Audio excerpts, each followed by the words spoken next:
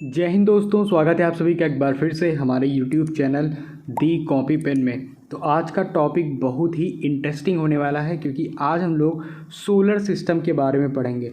ठीक, और इस टॉपिक से एग्ज़ाम में क्वेश्चंस भी देखने को मिलते हैं। ठीक, भले ही एक देखने को मिले, मतलब मैक्सिमम मिलते हैं।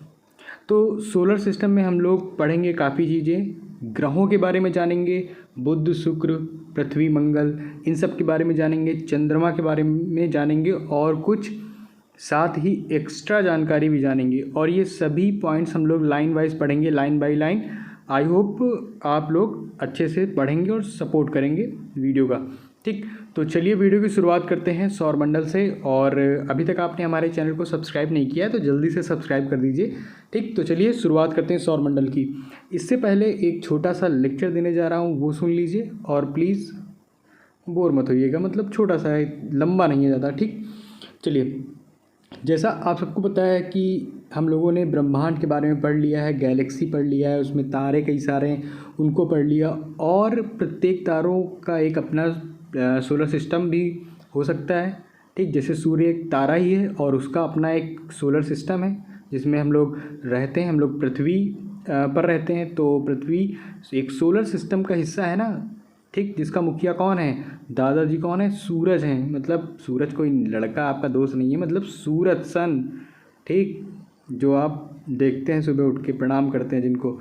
चलिए, तो सूर्य के जो परिवार है ना, सूरज का परिवार, अरे यार सूरज मतलब सूर्य ही समझिएगा आप लोग। ठीक, कुछ लोग मान लेंगे सूरज की, कोई सूरज की बात हो रही, नहीं, किसी सूरज की बात नहीं हो रही है, हमारे सूर्य देवता की बात हो रही है। तो सूर्य के परिवार को क्या कहते हैं, सौरमंडल। बिल्कुल सिंपल सी डेफिनेशन है, सूर्य के परिवार को सौरमंडल कहते हैं। उसके परिवार में कितने लोग हैं, तो लोग नहीं हैं, प्लैनेट हैं, ग्रह हैं। ठीक, तो सौरमंडल में 8 ग्रह और एक छोटा ग्रह, ठीक, जिसे ड्वार्फ प्लैनेट बोलते हैं, जिसका नाम प्लूटो है। और इसे परिवार से बेदखल कर दिया गया है क्योंकि ये कुछ शर्तों को पूरा नहीं करता। तो बहुत से मतलब इसमें सैटेलाइट भी हैं, चंद्रमा। ठीक, सैटेलाइट जो हमारे वैज्ञानिक अंतरिक्ष में छोड़ते हैं, ठीक, रॉकेट के माध्यम से, तो वो तो मानव निर्मित हो गए और उनकी बात नहीं कर रहे हैं अभी हम नेचुरल वाले बात कर रहे हैं। जैसे चंद्रमा क्या है, एक सैटेलाइट ही है, उपग्रह है। और कई सारी सौरमंडल में एस्टेरॉइड्स मिलते हैं, मतलब ग्रहिकाएँ, अनगिनत ग्रहिकाएँ, जैसे उल्काएँ हो गई, ठीक, धूमकेतु, ये सब सम्मिलित होते हैं। तो सूर्य के परिवार को सौरमंडल कहते हैं, तो आप सबको पता चल गया। और सौरमंडल में ग्रह हैं, ठीक, नंबर 1 प्लैनेट्स हैं, ग्रह और सैटेलाइट्स, ठीक, उपग्रह और एस्टेरॉइड्स मतलब ग्रहिकाएँ, ठीक, और उल्का जिनसे उल्का पिंड कहते हैं, धूमकेतु, ये सभी सम्मिलित होते हैं, जो क्या करते हैं, सूर्य के चारों ओर घूमा करते हैं, चक्कर लगाते हैं, परिक्रमा करते हैं। और हमारी पृथ्वी पर जो सोर्स है लाइट का, वो सन से ही मिलता है, सूरज से ही मिलता है। ठीक, तो ये तो बात हो गई सौरमंडल की, एक छोटा सा लेक्चर। अब हम पढ़ेंगे पॉइंट वाइज कि सौरमंडल के बारे में। तो सूरज के चारों ओर चक्कर लगाने वाले विभिन्न ग्रहों, ठीक, चाहे ग्रह हो या क्षुद्र ग्रह हो या धूमकेतु हो, उल्का हो, जैसा मैंने अभी आपको बताया है, अन्य आकाशीय पिंडों के समूह को ही क्या बोलते हैं, सोलर सिस्टम बोलते हैं, सौरमंडल बोलते हैं। और सौरमंडल में सूर्य का प्रभुत्व है भाई, दादा है एकदम। ठीक, क्योंकि सौरमंडल निकाय के द्रव्य का लगभग 99.999 द्रव्य सूर्य में निहित है। सौरमंडल के समस्त ऊर्जा का भी स्रोत सूर्य है। तो यहाँ से सौरमंडल की समस्त ऊर्जा का स्रोत क्या है, सूर्य है। तो ये पॉइंट क्लियर हो गया। अब एक एक्स्ट्रा जानकारी लेते हैं कि प्लेनेमस सौरमंडल, ठीक, कौन सा, प्लेनेमस जो है वो सौरमंडल से बाहर बिल्कुल एक जैसे दिखने वाले जुड़वा पिंडों का समूह है। तो नाम आप ध्यान में रखिएगा, प्लेनेमस जब भी आए तो बस समझ लीजिए कि जुड़वा पिंडों का एक समूह सौरमंडल से बाहर। ठीक, क्लियर, ये क्लियर। अब हम डायरेक्ट चलते हैं सूर्य देवता पर, मतलब सूरज की बात करते हैं। तो इसके संबंध में लाइन वाइज बात करेंगे। सूर्य क्या है, सौरमंडल का प्रधान है, ठीक, दादाजी हैं, मुखिया हैं। यह हमारी मंदाकिनी दुग्ध मेखला, पिछले वीडियो में जब ब्रह्मांड पढ़ रहे थे तो उसमें हम लोगों ने जाना था कि हमारी जो मंदाकिनी उसका नाम क्या है, मिल्की वे दुग्ध मेखला के केंद्र से लगभग 30,000 प्रकाश वर्ष की दूरी पर एक कोने में स्थित है। ठीक, और यह दुग्ध मेखला मंदाकिनी के केंद्र के चारों ओर 250 किलोमीटर प्रति सेकंड की गति से परिक्रमा कर रहा है। इसका परिक्रमण काल, ठीक, इसका परिक्रमण काल दुग्ध मेखला के केंद्र के चारों ओर एक बार घूमने में लगा समय 25 करोड़ यानी 250 मिलियन वर्ष है, जिसे ब्रह्मांड वर्ष यानी कॉस्मोस ईयर कहते हैं। सूर्य अपने अक्ष पर पूर्व से पश्चिम की ओर घूमता है। अब यहाँ पर ये छोटा सा पॉइंट है, नुकसान नहीं करेगा, इसको याद कर लीजिए कि सूर्य जो है वो अपने अक्ष पर पूर्व से पश्चिम की ओर, ठीक, घूमता है। इसका मध्य भाग 25 दिनों में व ध्रुवीय भाग 35 दिनों में एक घूर्णन करता है। तो ये पॉइंट इसमें मतलब एक पॉइंट था जिसे आप लोग पढ़ लीजिए, याद कर लीजिए। अब थोड़ा और जानकारी लेते हैं सूर्य के बारे में। तो सूर्य क्या है, गैसीय गोला है, गैस का एक गोला है और इसमें कई चीज़ें हैं, जैसे हाइड्रोजन है 71%, सबसे ज़्यादा हाइड्रोजन सूर्य में क्या है, सबसे ज़्यादा हाइड्रोजन 71%। वहीं हीलियम की बात करें तो इसमें 26.5% हीलियम है। अन्य तत्व 2.5% होते हैं। और सूर्य का केंद्रीय भाग क्या कहलाता है, क्रोड। अब ये भी याद कर लीजिए कि सूर्य के केंद्रीय भाग को हम लोग कोर या क्रोड कहते हैं। और यहाँ पे दो चीज़ें आपको याद करनी जरूरी है कि इसका जो ताप होता है 1.5 इंटू माफ़ कीजिएगा, जिसका ताप 1.5 इंटू 10⁷ डिग्री सेल्सियस है। और सूर्य के जो बाहरी सतह है ना, इसका तापमान 6000 डिग्री सेल्सियस है। मतलब सुलगने की छोड़िए, राख मिलने की भी संभावना नहीं है, इतना गर्म है।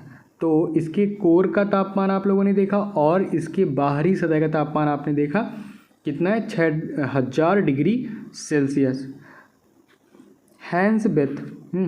हैंसबेथ ने बताया कि 10⁷ डिग्री सेल्सियस ताप पर सूर्य के केंद्र पर 4 हाइड्रोजन नाभिक मिलकर एक हीलियम नाभिक का निर्माण करते हैं, अर्थात सूर्य के केंद्र पर नाभिकीय संलयन होता है। अब यहाँ पर एक पॉइंट याद करने के लिए है कि सूर्य में नाभिकीय संलयन होता है, जिससे उसमें ऊर्जा अपार बनी रहती है और यही सूर्य की ऊर्जा का स्रोत है। तो नाभिकीय संलयन याद रखिएगा, ठीक, नाभिकीय संलयन होता है सूर्य में, ये आपको याद रखना है। तो सूर्य एक गैस का गोला हो गया। इसके बाद नेक्स्ट पॉइंट की बात करें तो नेक्स्ट पॉइंट है हमारा कि सूर्य की दीप्तिमान सतह को प्रकाश मंडल कहते हैं। ठीक, प्रकाश मंडल, सूर्य की दीप्तिमान सतह को हम लोग क्या बोलते हैं, प्रकाश मंडल, ठीक, फोटोस्फीयर कहते हैं। और प्रकाश मंडल के किनारे प्रकाश मंडल के किनारे प्रकाशमान नहीं होते, क्योंकि सूर्य का वायुमंडल प्रकाश का अवशोषण कर लेता है और इसे वर्णमंडल क्रोमोस्फीयर कहते हैं। यह लाल रंग का होता है, कलर याद रखिएगा, लाल रंग का। ठीक, इसके बाद अगले पॉइंट की बात करें तो सूर्य ग्रहण के समय सूर्य के दिखाई देने वाले भाग को सूर्य किरीट, ठीक, कोरोना कहते हैं। मतलब कोरोना एक कोविड वाला नहीं, सूर्य वाला है। तो सूर्य ग्रहण के समय मतलब ये पॉइंट आप याद कर लीजिए कि सूर्य ग्रहण जब होता है तो उस समय दिखाई देने वाले भाग को क्या बोलते हैं, कोरोना बोलते हैं, सूर्य किरीट बोलते हैं। यह सूर्य का बाह्यतम परत है और ये आउटर लेयर है सूरज की। तो सूर्य किरीट जो है एक्सरे उत्सर्जित करता है, इसे सूर्य का मुकुट कहा जाता है। पूर्ण सूर्य ग्रहण के समय सूर्य किरीट से प्रकाश की प्राप्ति होती है। सूर्य की उम्र देख लीजिए 5 बिलियन वर्ष है, ठीक, अनुमानित ही है। तो ये सूर्य के बारे में कुछ पॉइंट्स थे और भी एक नोट करके एक जानकारी है, उसको आप बस पढ़ लीजिए कि ब्रह्मांड के बारे में हमारा जो बदलता दृष्टिकोण है वो क्या है।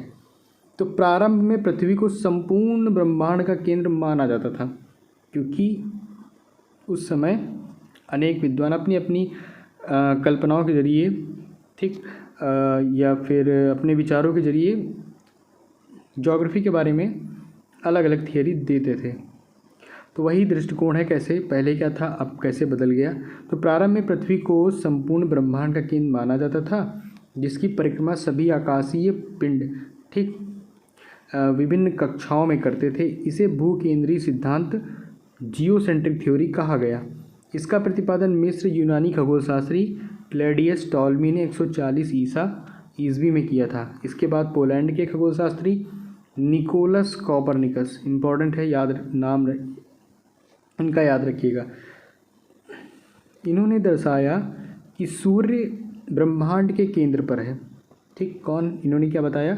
सूर्य ब्रह्मांड के केंद्र पर है, ना कि पृथ्वी। ग्रह इसकी परिक्रमा करते हैं, अतः सूर्य विश्व या ब्रह्मांड का केंद्र बन गया और इसे सूर्य केंद्रीय सिद्धांत कहते हैं। ठीक, हेलियोसेंट्रिक थ्योरी। तो जियोसेंट्रिक में केंद्र में कौन? पृथ्वी को बताया। ठीक, और जो हेलियो एक वर्ड है, इसका मतलब सूर्य होता है। तो हेलियोसेंट्रिक में सेंट्रिक केंद्र, हेलियो सूर्य। तो हेलियोसेंट्रिक में केंद्र में कौन रहेगा? सूर्य रहेगा और ग्रह इसके चारों ओर चक्कर लगाएंगे। क्लियर है इतना?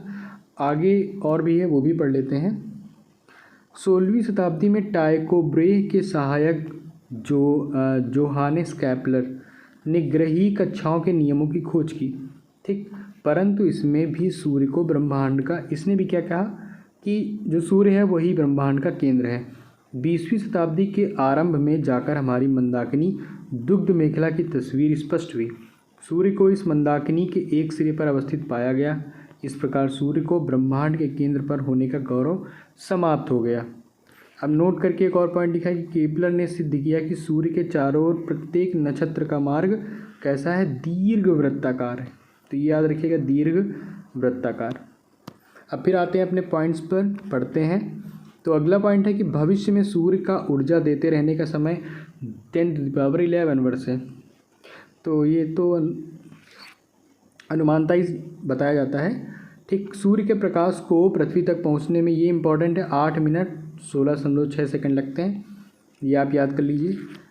सौर ज्वाला को उत्तरी ध्रुव पर ऑरोरा बोरियालिस और दक्षिणी ध्रुव पर ऑरोरा ऑस्ट्रेलिस कहते हैं। ठीक, तो जो सौर ज्वाला होती है, जब आप उत्तरी ध्रुव पर जाएंगे तो उसको ऑरोरा बोरियालिस, और अगर वही साउथ पोल पर जाएंगे या साउथ पोल पर जाएंगे तो वहाँ क्या बोलते हैं? उसी सौर ज्वाला को अरोरा ऑस्ट्रेलिस। ठीक, तो नाम याद रखिएगा। अगले पॉइंट की बात करें तो सूर्य के धब्बे, चलते हुए गैसों के खोल का तापमान आसपास के तापमान से 1500 डिग्री सेल्सियस कम होता है। सूर्य के धब्बों का एक पूरा चक्र 22 वर्षों का होता है। पहले 11 वर्षों तक यह धब्बा बढ़ता है और बाद में 11 वर्षों तक यह धब्बा घटता है। जब सूर्य की सतह पर धब्बा दिखलाई पड़ता है उस समय पृथ्वी पर चुंबकीय झंझावात, ठीक, मैग्नेटिक स्टॉर्म उत्पन्न होते हैं। इससे चुंबकीय सुई की दिशा बदल जाती है। रेडियो, टेलीविज़न, बिजली चालित मशीन आदि में गड़बड़ी उत्पन्न हो जाती है। तो कुछ नुकसान भी हैं इसके, जो भी आप लोगों ने इससे पढ़ा। अब जानते हैं सूर्य का व्यास, ठीक, डायमीटर। तो सूर्य का व्यास जो है वो 13,92,000 किलोमीटर, जो पृथ्वी के व्यास का लगभग 110 गुना है। तो ये आप याद कर सकते हैं, पृथ्वी के व्यास का 110 गुना है। और सूर्य हमारी पृथ्वी से 13 लाख गुना बड़ा है। कितना? 13 लाख। और पृथ्वी को सूर्य ताप का 2 अरबवां भाग मिलता है। तो ये तो वन लाइनर पॉइंट है, इनको तो आपको याद ही करना है। अब एक नोट की बात कर लेते हैं कि मध्य रात्रि सूर्य का अर्थ है सूर्य का ध्रुवीय वृत्त में देर तक चमकना। ठीक, मध्य रात्रि का सूर्य आर्कटिक क्षेत्र में दिखाई देता है। तो अब यहाँ से क्या याद करना है कि भाई जो मध्य रात्रि का सूर्य होता है वो कहाँ दिखाई पड़ता है? आर्कटिक क्षेत्र में दिखाई पड़ता है। अब सौरमंडल के पिंड की बात करेंगे। ठीक, तो अंतर्राष्ट्रीय खगोल शास्त्री संघ, जो इंटरनेशनल एस्ट्रोनॉमिकल यूनियन है, IAU की प्राग सम्मेलन 2006 के अनुसार सौरमंडल में मौजूद पिंडों को 3 श्रेणियों में बांटा गया है। एक तो परंपरागत ग्रह हैं। परंपरागत ग्रह में आपको बुध, शुक्र, पृथ्वी, मंगल, बृहस्पति, शनि, अरुण और वरुण, इनके नाम मिलेंगे। कुछ बौने ग्रह भी हैं जिसमें प्लूटो, चेरॉन, सेरस, 2003 UB 313 के नाम आते हैं। इसके बाद कुछ लघु सौरमंडलीय पिंड हैं। अब हम लोग बात करते हैं तीसरा जो है लघु सौरमंडलीय पिंड। ठीक। तो इसमें कौन कौन से आते हैं? धूमकेतु आते हैं, उपग्रह आते हैं और अन्य छोटे खगोलीय पिंड आते हैं। ठीक। तो एक परंपरागत ग्रह में आप लोगों ने जो बुध, शुक्र, पृथ्वी, मंगल, बृहस्पति, शनि, अरुण, वरुण ये सब हो गया। उसके बाद बौने ग्रह में प्लूटो, चेराउन, सेरस ये छोटे ग्रह आते हैं। और लघु सौरमंडलीय पिंड में धूमकेतु, सैटेलाइट, उपग्रह और छोटे खगोलीय पिंड आते हैं। अब हम लोग पढ़ते हैं ग्रह के बारे में। ये ग्रह क्या होते हैं, प्लैनेट क्या होते हैं। ठीक। तो ग्रह क्या भाई? ग्रह होते हैं खगोलीय पिंड। तो ग्रह वे खगोलीय पिंड होते हैं जो कुछ शर्तें होती हैं उनको पूरा करते हैं। सबसे पहले अगर कोई ग्रह है तो वो सूर्य के चारों ओर परिक्रमा करता है। ठीक। सूर्य के चारों ओर घूमना ही क्या होता है? अपनी कक्षा में घूमता है और परिक्रमा कहलाता है। और उसमें पर्याप्त गुरुत्वाकर्षण बल हो जिससे वह गोल स्वरूप ग्रहण कर सके। ठीक। गोल भी हो या फिर वैसा स्वरूप हो उसका, और उसके आसपास का क्षेत्र साफ हो, यानी उसके आसपास अन्य खगोलीय पिंडों की भीड़ भाड़ ना हो। ग्रहों की उपर्युक्त परिभाषा INU की प्राग सम्मेलन 2006 में तय की गई। कब तय की गई? 2006 में ग्रहों की ऐसी परिभाषा तय की गई। ठीक। जो शर्तें अभी हम लोगों ने ऊपर पढ़ी। तो ग्रह की इस परिभाषा के आधार पर जो यम है, यम मतलब प्लूटो, तो प्लूटो को ग्रह की श्रेणी से क्या कर दिया गया? निकाल दिया गया। तो अब जो परंपरागत ग्रहों की संख्या पहले 9 थी, अब वो 8 रह गई है। तो ये आपको ध्यान में रखना है कि यम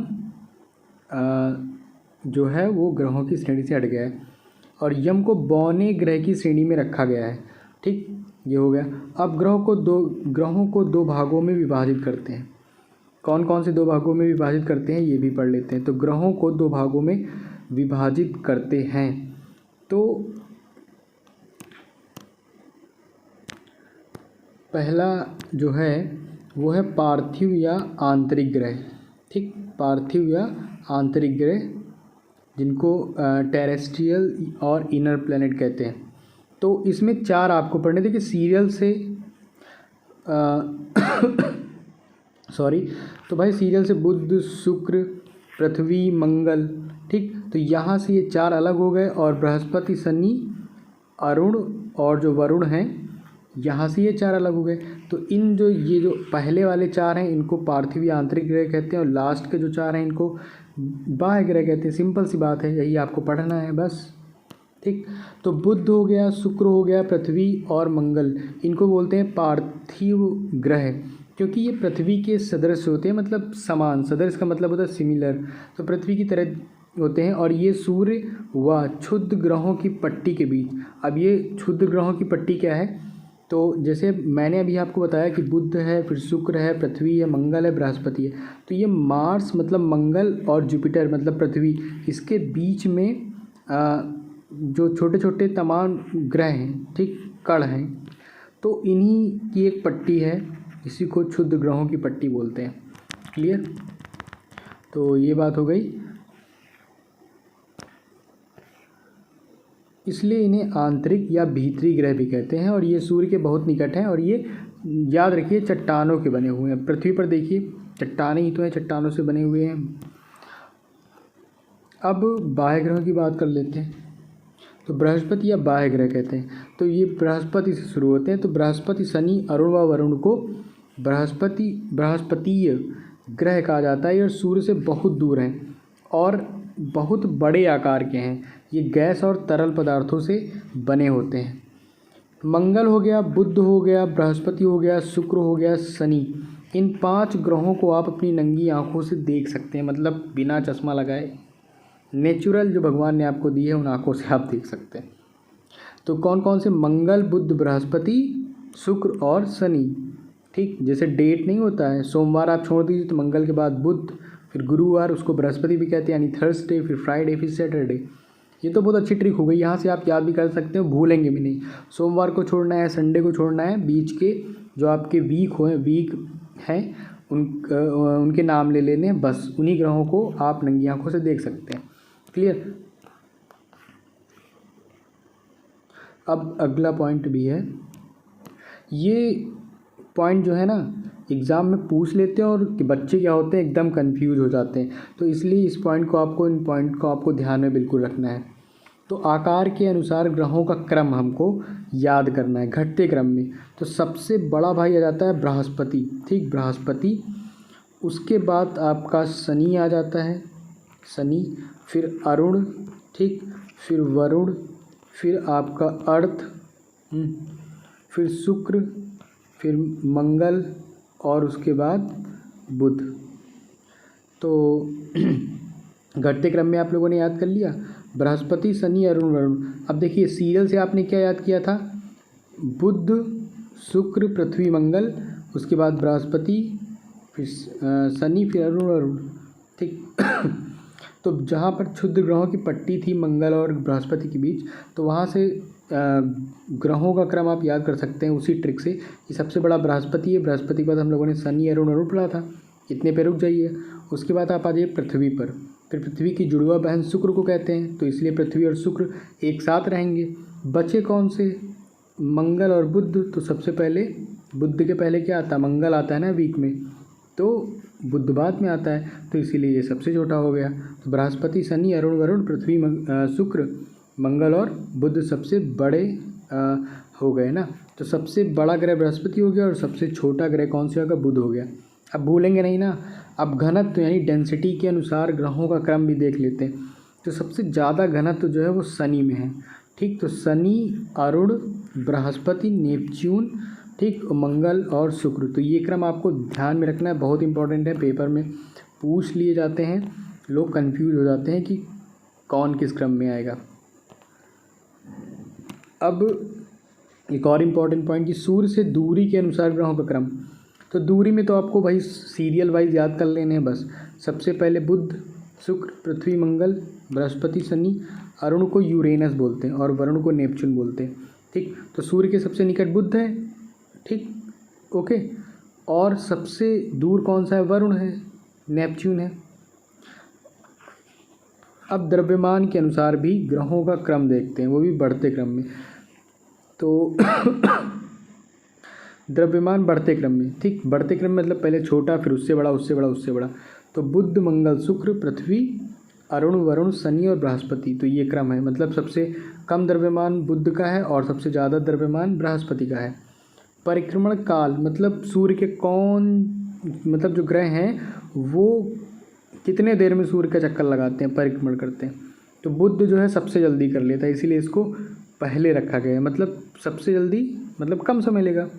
तो बढ़ते क्रम में मतलब सबसे कम बुध लेता है, फिर शुक्र, पृथ्वी, मंगल, उसके बाद बृहस्पति, शनि, अरुण, वरुण। क्योंकि ये दूरी के अनुसार आपने याद कर लिया तो वही क्रम है, ठीक। तो दूरी, क्योंकि जो सबसे पास में रहेगा वो सबसे जल्दी चक्कर लगाएगा, दूर रहेगा देर में चक्कर लगाएगा, इतनी सी बात है। नेक्स्ट पॉइंट की बात करें तो परिभ्रमण काल के अनुसार ग्रहों का क्रम बढ़ते क्रम में। तो परिभ्रमण काल में बृहस्पति, फिर शनि, शनि के बाद अरुण, शनि के बाद वरुण, फिर अरुण और फिर पृथ्वी, मंगल, बुध और शुक्र। ये हो गया। अपने अक्ष पर झुकाव के आधार पर ग्रहों का क्रम, कि कौन सबसे ज़्यादा अपने अक्ष पर झुका हुआ है। तो बढ़ते क्रम में देखेंगे, पहले नंबर आता है शुक्र का, फिर बृहस्पति का, फिर बुध का, चौथे नंबर पर अपनी पृथ्वी आती है, मंगल, शनि, अरुण माफ़ कीजिएगा, मंगल, शनि, वरुण और अरुण, ठीक। ये क्रम हो गया। अगले पॉइंट की बात करते हैं। यहाँ पे इम्पॉर्टेंट पॉइंट है कि शुक्र और अरुण को छोड़ दिया जाए तो जितने भी ग्रह हैं, ठीक, उनका घूर्णन एवं परिक्रमण की दिशा ना एक ही है। घूर्णन और परिक्रमण की दिशा एक ही है, किसको, शुक्र और अरुण को छोड़कर। शुक्र एवं अरुण के घूर्णन की दिशा पूर्व से पश्चिम मतलब क्लॉकवाइज है, जबकि अन्य सभी ग्रहों के घूर्णन की दिशा जो है पश्चिम से पूर्व। बहुत इंपॉर्टेंट है, याद रखिए, ठीक है। तो ये तो बात हो गई। अब हम बात करते हैं मरकरी की, यानी बुध की, ठीक। तो बुध की बात करते हैं, मरकरी की बात करते हैं। तो यह सूर्य का सबसे नज़दीकी ग्रह है, क्योंकि सबसे पहले हम लोग बुध के बारे में पढ़ते हैं और इंग्लिश में इसको मरकरी बोलते हैं, याद रखिएगा। जो सूर्य से निकलने के 2 घंटे पहले दिखाई पड़ता है।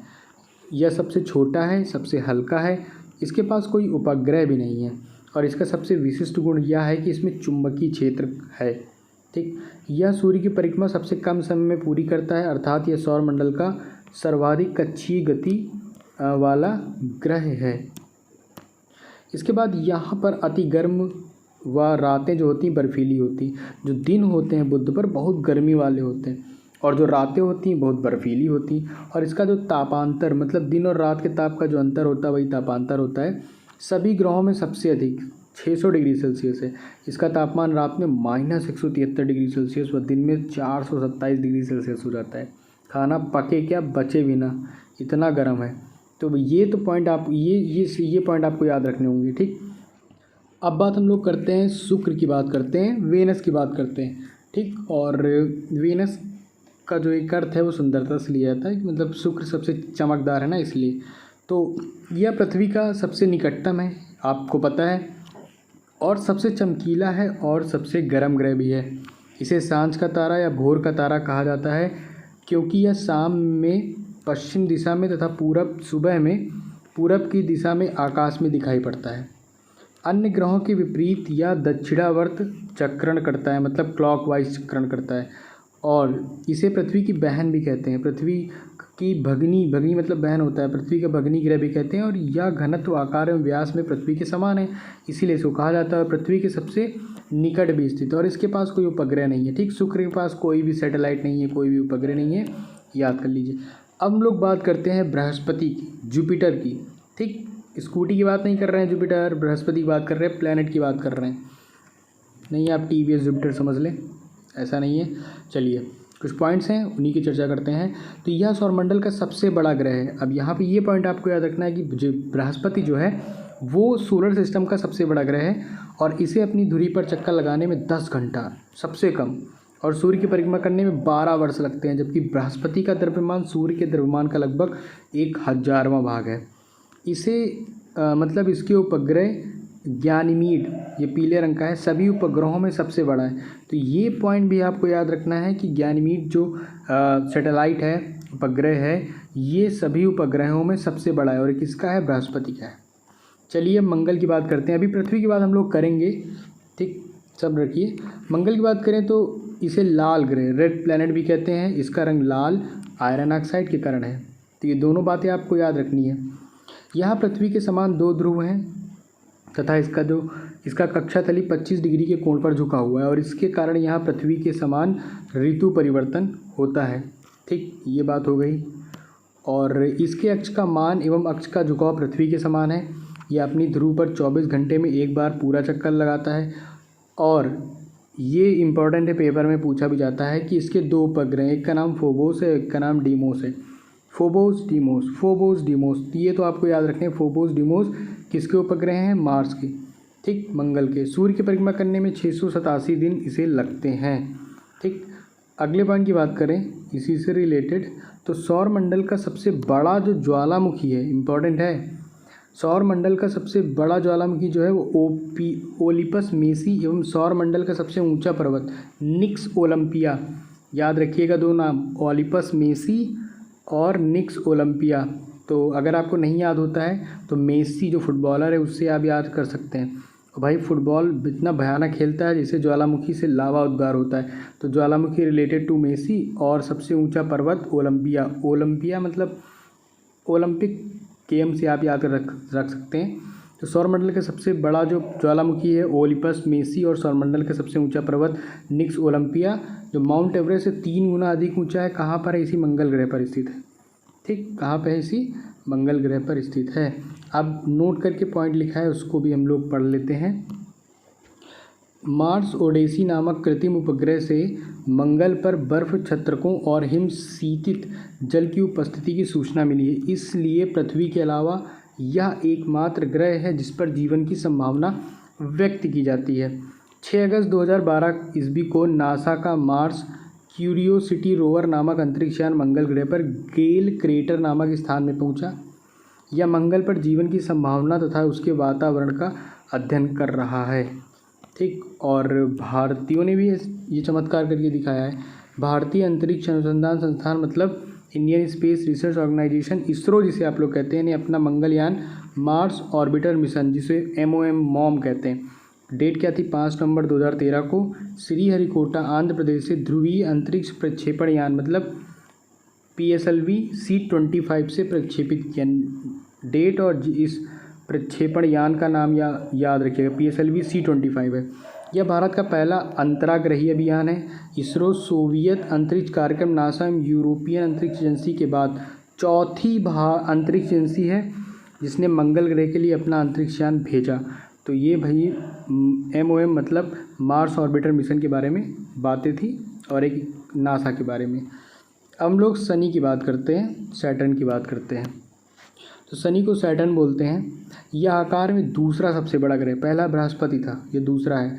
और इसकी सबसे बड़ी विशेषता है, आपने देखा होगा कि भाई शनि के चारों ओर छल्ले पाए जाते हैं, वलय पाए जाते हैं, ठीक, इसीलिए वो सबसे अलग भी दिखता है। तो इसकी विशेषता है कि इसके तल के चारों ओर वलय का होना, ठीक, वलय की संख्या 7 है और यह आकाश में पीले तारे के समान दिखाई पड़ता है। इसका घनत्व तो सभी ग्रहों और जल से भी कम है, यानी इसे जल में रखने पर तैरने लगेगा, ठीक। कितनी रोचक बात है कि भाई इसका जो घनत्व है वो जल से भी कम है। नेक्स्ट पॉइंट की बात करें तो शनि का सबसे बड़ा ग्रह उपग्रह जो है टाइटन घड़ी वाली कंपनी नहीं है, शनि का उपग्रह है सबसे बड़ा टाइटन, याद कर लीजिए, इंपॉर्टेंट है। जो सौरमंडल का दूसरा सबसे बड़ा उपग्रह है, यह आकार में बुध के समान है। टाइटन की खोज 1665 में डेनमार्क के खगोलशास्त्री क्रिश्चियन हाइजोन ने की। यह एकमात्र ऐसा उपग्रह है जिसका पृथ्वी जैसा स्वयं का सघन वायुमंडल है। फोबे नामक शनि का उपग्रह इसकी कक्षा में घूमने की विपरीत दिशा में परिक्रमा करता है। कौन? फोबे। अब अरुण की बात कर लेते हैं। यह आकार में तीसरा सबसे बड़ा ग्रह है और इसका तापमान लगभग जो है वो -215 डिग्री सेल्सियस है। और इसकी खोज जो 1781 में विलियम हर्शल द्वारा की गई थी। इसके चारों 9 वलयों में 5 वलयों का नाम अल्फ़ा, बीटा, गामा, डेल्टा और इप्सिलॉन है, ठीक। यह अपने अक्ष पर पूर्व से पश्चिम की ओर, ठीक, दक्षिणावर्त घूमता है, जबकि अन्य ग्रह पश्चिम से पूर्व की ओर घूमते हैं। बात पहले हो चुकी है। यदि सूर्योदय पश्चिम की ओर एवं सूर्यास्त जो होता है वो पूरब की ओर होता है, मतलब सिस्टम उल्टा है। इसके सभी उपग्रह भी पृथ्वी की विपरीत दिशा में परिभ्रमण करते हैं। और एक इम्पॉर्टेंट पॉइंट, यह अपनी धुरी पर सूर्य की ओर इतना झुका हुआ है कि लेटा हुआ दिखलाई पड़ता है, इसलिए इसे लेटा हुआ ग्रह कहा जाता है। और इसका सबसे बड़ा उपग्रह टाइटेनिया है, टाइटेनिया, याद रखिएगा, टाइटेनिया अरुण का सबसे बड़ा उपग्रह है। अब वरुण की बात कर लेते हैं। तो अरुण भैया के बाद वरुण भैया, यानी इनको नेपच्यून बोलते हैं। तो इसकी खोज 1846 में जर्मन खगोलक जहान गॉले ने की है। और नई खगोलीय व्यवस्था में यह सूर्य से सबसे दूर है क्योंकि प्लूटो हट गया है। इसके चारों अति शीतक मीथेन का बादल छाया होता है। तो अगर क्वेश्चन आ जाए कि मीथेन का बादल छाया रहता है कहाँ, तो वरुण पे, याद रखिए। और उपग्रह में ट्राइटन प्रमुख है, टाइटन मत पढ़िएगा, ट्राइटन है। अब हम आते हैं अपने घर, मतलब अपनी पृथ्वी पर। चलिए पढ़ते हैं पृथ्वी के बारे में और जानते हैं पृथ्वी से संबंधित कुछ तथ्य जो आपको पढ़ने हैं, ठीक। तो पृथ्वी आकार में 5वां सबसे बड़ा ग्रह, याद रखिएगा। और पृथ्वी अक्ष उसके कक्षा तल पर बने लंब से 23.5 डिग्री झुका हुआ है, 23.5 डिग्री अपने अक्ष पर पृथ्वी झुकी हुई है। और दूसरे शब्दों में पृथ्वी का अक्ष जो है वो पृथ्वी के कक्षा तल से 66.5 डिग्री कोण बनाता है। यहाँ से चित्र के माध्यम से आप लोग देख सकते हैं कि 23.5 डिग्री और इससे 66.5 डिग्री, ठीक, का कोण बनाता है। और तीनों रेखाएं जो हैं विषुवत रेखा, कर्क रेखा और मकर रेखा। और ये उत्तरी ध्रुव जिसको हम लोग नॉर्थ पोल बोलते हैं, और ये दक्षिणी ध्रुव हो गया। चलिए अब अगले पॉइंट पर आते हैं हम लोग।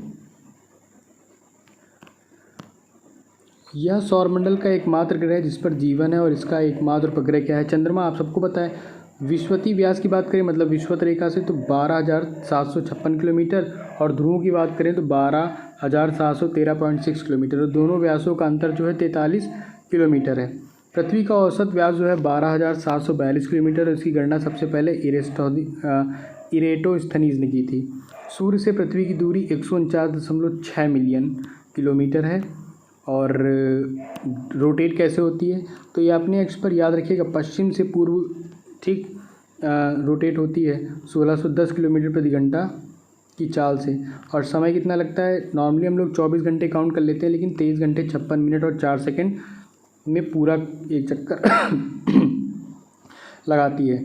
पृथ्वी की इस गति को घूर्णन गति कहते हैं, मतलब अगर अपने अक्ष के चारों चक्कर लगा रहे तो घूर्णन गति है, और यह इसे ही दैनिक गति कहते हैं और इससे दिन रात होते हैं। तो क्वेश्चन आए दिन रात किस गति से होते हैं, तो आपको बताना है घूर्णन गति। छोटी छोटी बातें हैं लेकिन अक्सर एग्ज़ाम में पूछ ली जाती हैं, तो काफ़ी लोग का दिमाग जो होता है वो चकरा जाता है और कंफ्यूज हो जाते हैं कि परिक्रमण क्या है, परिभ्रमण क्या है। पृथ्वी को सूर्य की एक परिक्रमा पूरी करने में, अब देखिए सूर्य के चक्कर लगा रहे तो उसको परिक्रमा बोलेंगे, अक्ष का चक्कर लगा रहे तो घूर्णन बोलेंगे। तो इसमें भी हम लोग मोटा मोटा 365 मान लेते हैं, 366, लेकिन एक्चुअल में क्या है कि 365 दिन 5 घंटे 48 सेकंड और 48 मिनट और 46 सेकंड का समय लगता है। लगभग 365 दिन और 6 घंटे का समय लगता है सूर्य की एक परिक्रमा करने में। इस समयावधि के दौरान परिक्रमा पूरी करने में पृथ्वी का माध्य वेग लगभग 30 किलोमीटर पर सेकंड होता है और सूर्य के चतुर्दिक पृथ्वी के इस परिक्रमा को पृथ्वी की वार्षिक गति अथवा परिक्रमण कहते हैं। पृथ्वी को सूर्य की एक परिक्रमा करने में लगे समय को सौर वर्ष कहा जाता है और प्रत्येक सौर वर्ष कैलेंडर वर्ष से लगभग 6 घंटा बढ़ जाता है, जिससे हर चौथे वर्ष एक लीप वर्ष ना, जो फरवरी 29 की हो जाती है, इसी कारण हो जाती है। तो ये आप याद रखिए, लीप वर्ष 366 दिन का होता है, जिसके कारण फरवरी में 28 की जगह 29 दिन हो जाते हैं। ठीक, अगले पॉइंट की बात करें तो पृथ्वी पर ऋतु परिवर्तन अक्ष पर झुके होने के कारण, इम्पॉर्टेंट लाइन है, बहुत ही इंपॉर्टेंट लाइन है कि पृथ्वी पर जो ऋतु परिवर्तन होते हैं, जो सीजनल चेंज होते हैं, वो पृथ्वी अपने अक्ष पर झुकी है इस कारण होते हैं, और सूर्य के सापेक्ष इसकी स्थिति में परिवर्तन यानी वार्षिक गति के कारण। ठीक, तो अक्ष पर झुका है और सूर्य वाला जो सूर्य के सापेक्ष इसकी स्थिति में परिवर्तन यानी वार्षिक गति के कारण होती है क्या, ऋतु परिवर्तन। और वार्षिक गति के कारण ही पृथ्वी पर दिन रात छोटे और बड़े होते हैं। तो ये पॉइंट छोटे हैं, लोग इग्नोर कर देते हैं, लेकिन यही लाइनें अगर एग्ज़ाम में आ जाती हैं तो अच्छे अच्छे लोग नहीं बता पाते, तो इसलिए आपको ज़रूर ये चीज़ें ध्यान में रखनी है। आकार और बनावट की दृष्टि से पृथ्वी जो है शुक्र के समान है, ये तो आपने पढ़ लिया है। और पृथ्वी पर जल उपस्थित है, इसलिए इसे नीला ग्रह भी कहते हैं। ठीक, क्या कहते हैं, नीला ग्रह भी कहते हैं। तो चलिए, हम लोगों ने पृथ्वी के बारे में काफ़ी जो इम्पोर्टेंट जानकारी वो ले ली है। इसके बाद एक और है कि सूर्य के बाद पृथ्वी के जो सबसे निकट का तारा है उसे प्रॉक्सिमा सेंचुरी, ये भी इम्पोर्टेंट है। सूर्य के बाद पृथ्वी के सबसे निकट का तारा प्रॉक्सिमा सेंचुरी है, जो अल्फा सेंचुरी समूह का एक तारा है और यह पृथ्वी से 4.22 प्रकाश वर्ष दूर है। तो ये बात हो गई। अब नोट करके एक पॉइंट लिखा है, पढ़ेंगे। तो 24 अगस्त 2006 को अंतर्राष्ट्रीय खगोल विज्ञानी संघ ठीक IAU की प्राग चेक गणराज्य बैठक में खगोल वैज्ञानिकों ने प्लूटो का ग्रह होने का दर्जा खत्म कर दिया। ये भी आप पढ़ चुके हैं।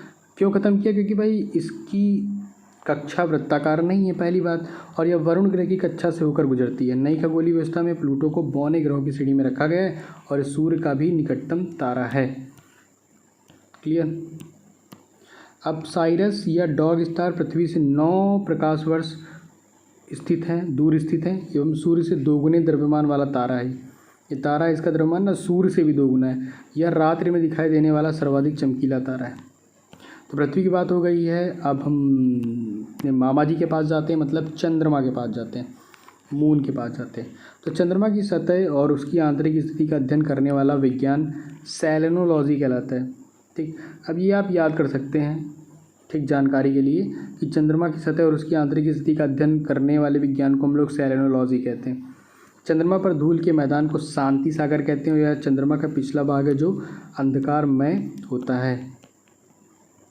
इसके बाद अगला पॉइंट पढ़ते हैं कि चंद्रमा के दक्षिणी ध्रुव पर स्थित लिबनिट्ज पर्वत 35,000 फीट या 10,668 मीटर है इसकी ऊंचाई।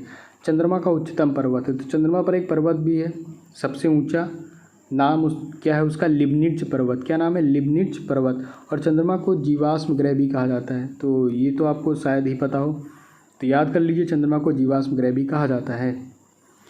चंद्रमा पृथ्वी की एक परिक्रमा लगभग 27 दिन 8 घंटे में पूरी करता है और इतने ही समय में अपने अक्ष पर एक घूर्णन भी कर लेता है। यही कारण है कि चंद्रमा का सदैव एक ही भाग दिखाई पड़ता है और पृथ्वी से चंद्रमा का 57% भाग को हम लोग क्या कर सकते हैं, देख सकते हैं। और आगे बात करें चंद्रमा की, तो चंद्रमा का अक्ष तल पृथ्वी के अक्ष के साथ 58.48 डिग्री का अक्ष कोण बनाता है। ठीक, ये हो गया। चंद्रमा पृथ्वी की अक्ष से लगभग समानांतर है और इसका परिक्रमण पथ भी दीर्घ वृत्ताकार है। चंद्रमा का व्यास जो है वो 3480 किलोमीटर तथा द्रव्यमान जो है पृथ्वी के द्रव्यमान का 1/81 है। चंद्रमा और पृथ्वी के बीच की औसतन दूरी 3,84,365 किलोमीटर है। तो ये आप जानकारी के लिए याद कर सकते हैं। अगले पॉइंट की बात करें तो सूर्य के संदर्भ में चंद्रमा की परिक्रमा की अवधि जो है वो 29.53 दिन मतलब 29 दिन 12 घंटे 44 मिनट 2.8 सेकंड है। इस समय को एक चंद्रमास या साइनोडिक मास कहते हैं। इसके बाद नाक्षत्र समय के दृष्टिकोण से चंद्रमा लगभग 27.5 दिन में पुनः उसी स्थिति में होता है और 27.5 दिन मतलब 27 दिन 7 घंटे 43 मिनट और 11.6 सेकंड की यह अवधि एक नाक्षत्र मास कहलाती है। और जो ज्वार उठने मतलब जो समुद्र में ज्वार और भाटा नहीं होता, पानी उठता है नीचे गिरता है, वही ज्वार। तो ज्वार उठने के लिए अपेक्षित सौर एवं चंद्रमा की शक्तियों का अनुपात 11:5 है। मतलब 11 और 5 के अनुपात में सूरज और चंद्रमा शक्तियाँ लगाते हैं, जिससे पृथ्वी के जो समुद्र है पृथ्वी पर उसमें ज्वार और भाटा आते हैं। तो ज्वार और भाटा आने के कारण होता है सूर्य और चंद्रमा की आकर्षण शक्तियाँ। अपोलो के अंतरिक्ष अपोलो एक यान है, ठीक। तो अपोलो के अंतरिक्ष यात्रियों द्वारा लाए गए चट्टानों से पता चलता है कि चंद्रमा भी उतना ही पुराना है जितना पृथ्वी मतलब 460 करोड़ वर्ष। इन चट्टानों में टाइटेनियम अधिक मात्रा में है। क्या है? टाइटेनियम अधिक मात्रा में है। अब एक अलग पॉइंट पढ़ते हैं, सुपर मून क्या होता है। सुपर मून क्या होता है पढ़ते हैं। जब चंद्रमा पृथ्वी के सबसे पास में होता है, निकट होता है, तो उस स्थिति को क्या बोलते हैं? Super moon. इसे पेरिजी फुल मून भी कहते हैं। इसमें चांद 14% ज़्यादा बड़ा और 30% अधिक चमकीला दिखाई पड़ता है। सुपर मून के बाद ब्लू मून क्या होता है ये भी देख लेते हैं। तो ब्लू मून एक कैलेंडर माह में 2 पूर्णिमाएं हों तो दूसरी पूर्णिमा का चांद ब्लू मून कहलाता है। मतलब एक कैलेंडर कोई महीना है उसमें अगर 2 पूर्णिमाएं होती हैं तो दूसरी पूर्णिमा के चांद को हम लोग क्या बोलते हैं? ब्लू मून बोलते हैं। क्लियर? इसका मुख्य कारण 2 पूर्णिमाओं के बीच अंतराल 31 दिनों से कम होना है। ऐसा 2-3 साल पर होता है। अगस्त 2012 ईस्वी में 2 पूर्णिमा 2 और 31 अगस्त ठीक देखे गए। इनमें से 31 अगस्त के पूर्णिमा को ब्लू मून कहा गया। जब किसी वर्ष विशेष में 2 या अधिक माह ब्लू मून के होते हैं तो मून ईयर कहा जाता है। 2018 ब्लू मून ईयर था। वर्ष 2018 में पहला ब्लू मून 31 जनवरी और दूसरा 31 मार्च को हुआ था। तो ये देखिए मतलब इंटरेस्टिंग जानकारी है। सुपर मून ब्लू मून भले ही पेपर में ना आए लेकिन जानकारी होती है तो अच्छा लगता है कि हमको भाई इस विषय में जानकारी है। एक नोट करके लिखा कि सी ऑफ ट्रैंक्विलिटी चंद्रमा का वह स्थान है जहाँ अमेरिका का अंतरिक्ष यान अपोलो 11 उतरा था। तो ये बात हो गई ग्रहों की। अब बौने ग्रहों पर आ जाते हैं। तो उसमें सबसे पहले यम की बात करते हैं। तो आपको पता है कि IAU ने इसका नाम 134340 रखा है। क्लाड टाम्बो ने 1930 में इसकी खोज की थी और अगस्त 2006 में इसको क्या किया गया? बौने ग्रह की श्रेणी में रख दिया गया और ग्रहों से हटा दिया गया। ये भी आपको पता है। और इसके कारण क्या थे निकाले जाने के ग्रहों की श्रेणी से? क्या थे? पहला तो आकार में चंद्रमा से भी छोटा था, इसकी कक्षा का वृत्ताकार नहीं होना और वरुण की कक्षा को काटना, ये कारण थे। सेरेस, ये क्या है भाई? सेरेस। तो इसकी खोज इटली के खगोलशास्त्री पियाजी ने किया था और IAU की नई परिभाषा के अनुसार बौने ग्रह की श्रेणी में रखा गया। तो ये भी एक बौना ग्रह है। इसे संख्या 1 से जाना जाएगा और इसका व्यास बुध के व्यास का 1/5 है। अन्य बौने ग्रह में चेरॉन 2003 UB 313 इरिस ये है, ये आप पीछे पढ़ चुके हैं। अब धीरे धीरे वीडियो समाप्ति पर है। ठीक, सब्र बनाए और देर तक पढ़ने के लिए साथ में आपका धन्यवाद है। अभी पढ़ते रहिए, ज़्यादा लंबा नहीं होगा, कुछ ही इंपॉर्टेंट पॉइंट बने हैं। अब लघु सौर मंडली पिंड की बात करते हैं। सबसे पहले एस्ट्रॉइड्स की बात करते हैं, यानी क्षुद्र ग्रह ये क्या होते हैं। तो भाई आपने देखा मंगल ग्रह और बृहस्पति ग्रह की कक्षाओं के बीच ना कुछ छोटे छोटे आकाशीय पिंड होते हैं जो पृथ्वी की परिक्रमा कर रहे हैं, उसे क्षुद्र ग्रह कहते हैं। याद रखिए, जो सूर्य की परिक्रमा कर रहे हैं उसे क्षुद्र ग्रह कहते हैं। खगोल शास्त्रियों के अनुसार ग्रहों के विस्फोट के फलस्वरूप टूटे टुकड़ों से क्षुद्र ग्रह का निर्माण हुआ है। निर्माण भी पता चल गया कैसे हुआ है। क्षुद्र ग्रह जब पृथ्वी से टकराता है तो पृथ्वी के पृष्ठ पर विशाल गर्त, ठीक, जब पृथ्वी पर कोई क्षुद्र ग्रह गिरेगा तो गड्ढा बना देगा। गर्त मतलब गड्ढा बना देगा, बहुत बड़ा तो बनता है। और जब गड्ढा बन जाता है तो बारिश होती, पानी भर जाता है तो वही झील बन जाती है। तो उसका उदाहरण है लोनार झील, याद रखिएगा, इसी से बनी है। ये महाराष्ट्र में पड़ती है। फोरवेस्टा एकमात्र क्षुद्र ग्रह है जिसे नंगी आंखों से देखा जा सकता है। तो ये क्षुद्र ग्रहों के बारे में बात हो गई। कॉमेट की बात करते हैं, धूमकेतु की बात करते हैं। तो सौरमंडल के छोर पर बहुत सी छोटे छोटे अरबों पिंड विद्यमान हैं जो धूमकेतु या पुच्छल तारे कहलाते हैं। यह गैस और धूल का संग्रह होता है जो आकाश में लंबी चमकदार पूंछ सहित प्रकाश के चमकीले गोले के रूप में दिखाई देते हैं। धूमकेतु केवल तभी दिखाई पड़ता है जब वह सूर्य की ओर अग्रसर होता है, क्योंकि सूर्य किरणें इसकी गैस को चमकीला बना देती हैं और धूमकेतु की पूंछ हमेशा सूर्य से दूर दिखाई पड़ता है। ठीक, ये धूमकेतु हो गई। अब बात करते हैं हैले की। हैले नामक धूमकेतु का परिक्रमण काल 76 वर्ष है और ये अंतिम बार 1986 में, याद रखिएगा 76 वर्ष किसका, हैले का। और हैले क्या है, धूमकेतु है। अब यह 2062 में दिखाई देगा। तो अगर याद रहेगा 2062 में जब भी आएगा तो आप देख लीजिएगा। धूमकेतु हमेशा के लिए टिकाऊ नहीं होते, फिर भी प्रत्येक धूमकेतु के लौटने का समय निश्चित होता है। ठीक, उल्का की बात करते हैं, मेट्रॉइड्स, ठीक, इनकी बात करते हैं। तो उल्काएं प्रकाश की चमकीली धारे के रूप में देखते हैं जो आकाश में क्षण भर के लिए दमकती है। वही टूटता तारा जिसे आप कहते हैं, कोई विश मांगते हैं, अब पूरी हो जाए तो भाई अच्छी बात है, बाकी ऐसा कुछ है नहीं। ये उल्का होते हैं जो थोड़ी देर के लिए चमकती और लुप्त हो जाती। उल्काएं क्षुद्र ग्रहों के टुकड़े व धूमकेतु द्वारा पीछे छोड़े गए धूल के कण होते हैं। तो हम लोगों ने ग्रह पढ़ा, बौने ग्रह पढ़ा और सबसे इम्पोर्टेंट था सोलर सिस्टम, उसमें जितने भी ग्रह थे उनके बारे में जानकारी ली। ठीक, और उल्का पढ़ा, ठीक, धूमकेतु ये सब पढ़ा। और आज मतलब बस इतना ही है। तो वीडियो में तक बने रहने के लिए आपका बहुत बहुत धन्यवाद। मिलते हैं हम लोग अपने अगले वीडियो में एक नए टॉपिक के साथ, पृथ्वी और उसका सौरिक संबंध। ठीक, तो सोलर सिस्टम आप अच्छे से पढ़ लीजिएगा। आई होप वीडियो आपको अच्छा लगा होगा, और नए हैं तो चैनल को सब्सक्राइब भी कर दीजिए। ठीक, तो मिलते हैं हम लोग अपने अगले वीडियो में। तब तक स्वस्थ रहिए, मस्त रहिए और बेहतरीन से पढ़ते रहिए।